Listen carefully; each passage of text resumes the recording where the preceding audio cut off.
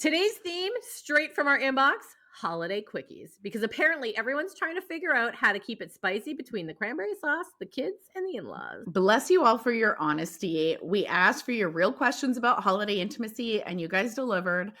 Some of you guys need a nap, and some of you need a lock on your door. So grab your eggnog. Let's get into your holiday confessions and connection questions.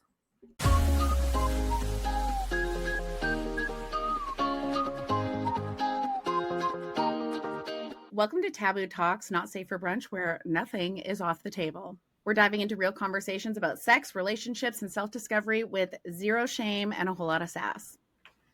I'm Coralie, tuning in from Vancouver. My superpower is going deep down rabbit holes and getting to the real root of things. And I'm Amber. I'm based in Ontario and proudly blunt. I cut through the fluff and get straight to what matters. I'm Vicky, and I'm from Manitoba, and my magic is creating real connection because intimacy starts with trust. Grab your mimosa, your matcha, or whatever turns you on, and let's dive in. All right, our first listener question. They say, every December, I turn into the holiday CEO. I plan, host, wrap, bake, and by the time I sit down, my partner's like, babe, are you okay?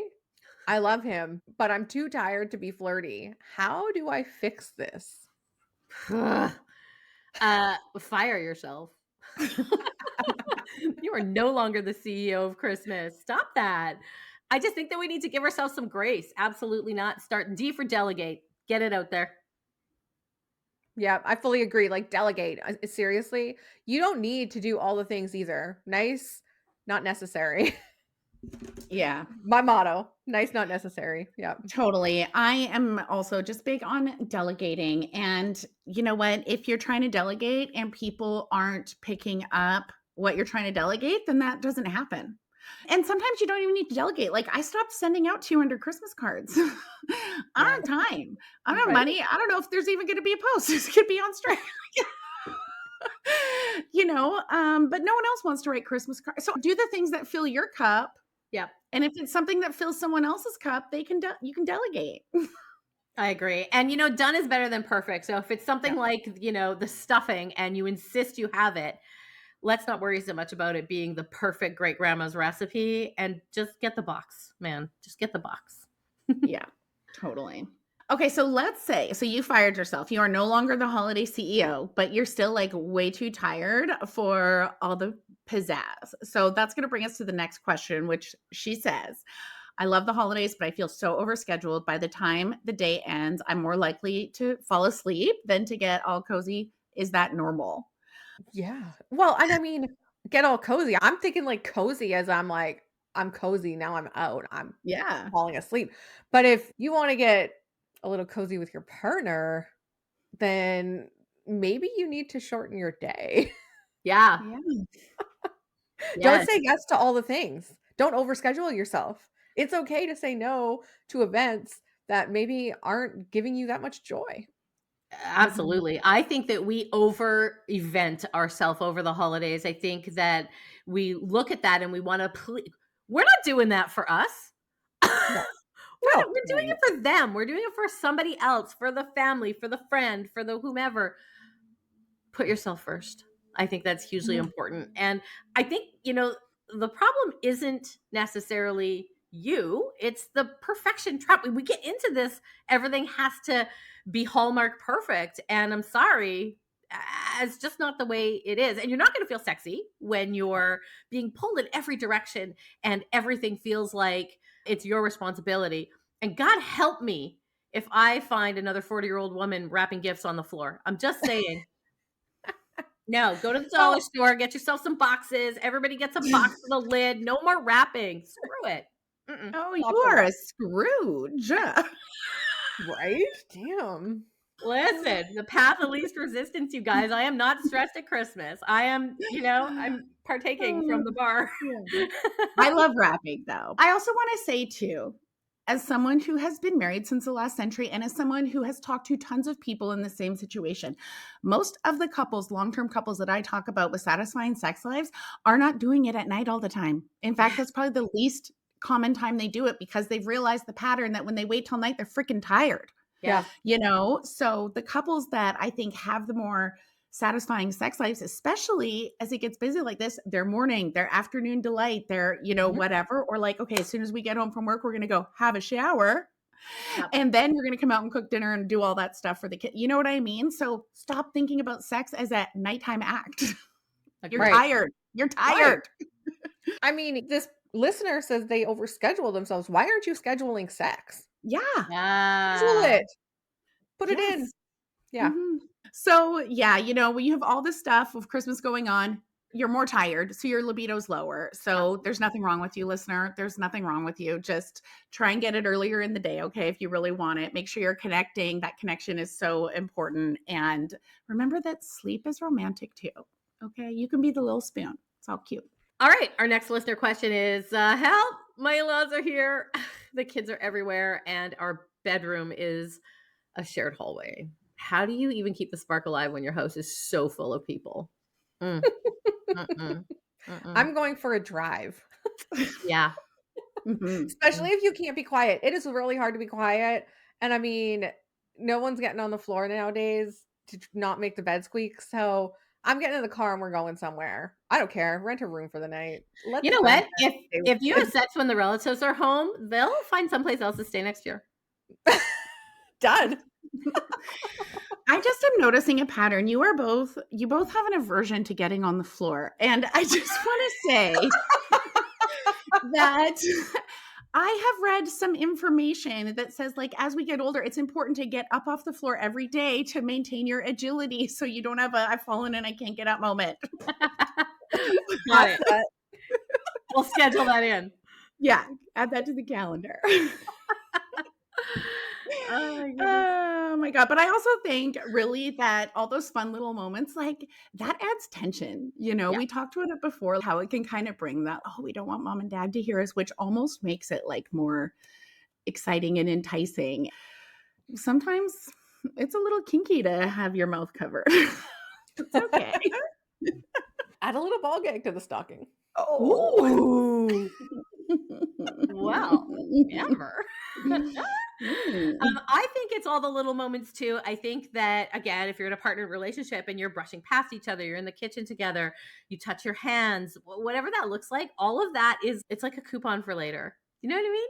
It's like a rain Well, check. yeah, you could start the foreplay in front of everybody without them knowing. Nobody has any idea. And send them a quick text.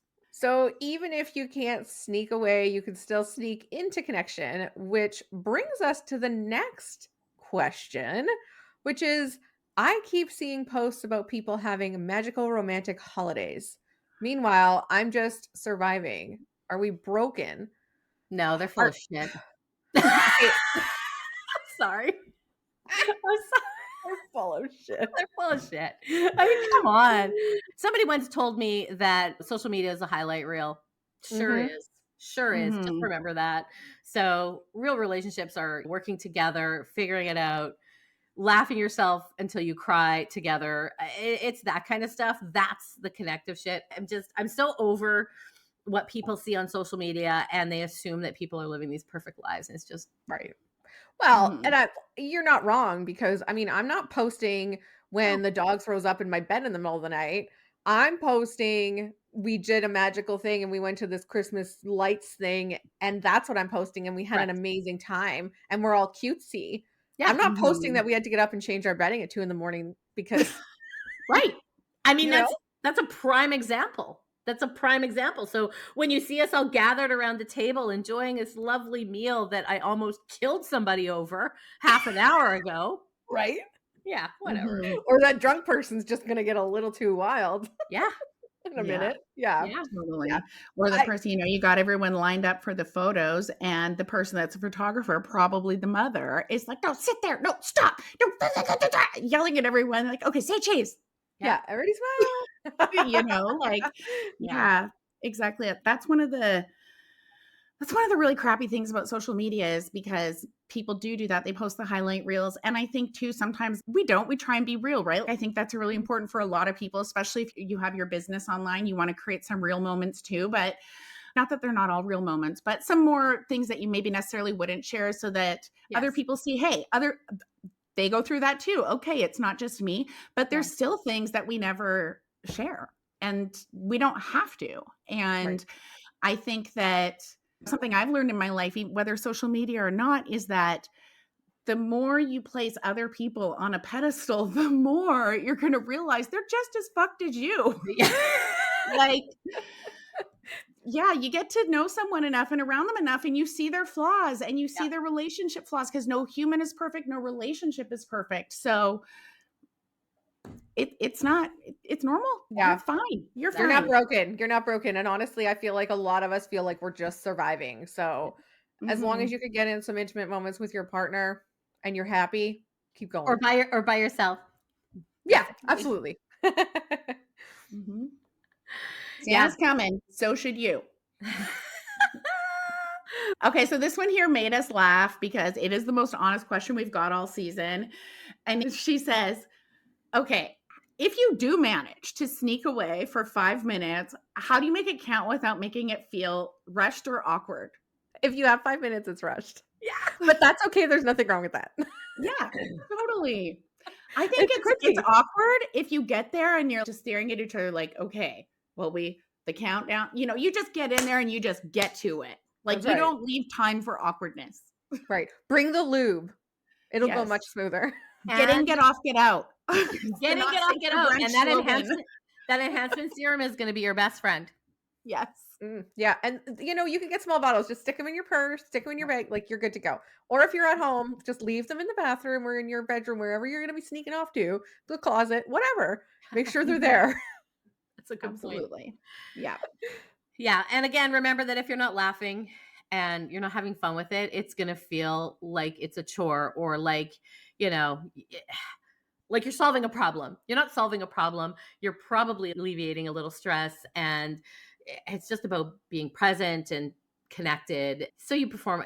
I think you're performing under pressure a little bit. It is what it is. That's kind of part of the fun. I don't Mhm. know.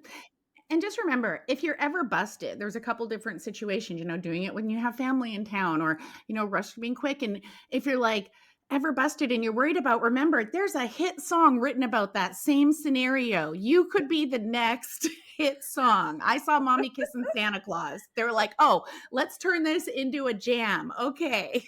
So yeah, holiday intimacy, it's not about quantity. It's about quality, creativity, remembering why you're doing all of this in the first place because you're together and you want to be connected. The holidays can make you forget you actually like each other, but every little moment you steal back reminds you why you work. And it's not about the big gestures. It's about surviving the season together with some humor, some grace with one another, and maybe a secret smile across the room. So lower the bar, raise the affection, and remember, connection doesn't need a schedule. It just needs a spark. And if you do manage to sneak a quickie in, please light a candle for the rest of us. That's it for this week on Not Safe for Brunch. Keep those questions coming. I can't wait to do another Q&A and have a happy new year. Thanks for pulling up a seat at the Taboo Talk Not Safe for Brunch table. If today's chat made you laugh, think, squirm, or all three, do us a solid, like, follow, and leave a review. It's basically the podcast world's version of a good tip. Want more juicy, unfiltered conversations? Tap the link in the show notes and sign up for our weekly newsletter, your VIP pass to what didn't make it on the air. Brunch isn't just about the bites and bubbles. It's about showing up real, raw, and ready to talk about what really matters. So until next time, keep it bold, keep it curious, and definitely keep it not safe for brunch.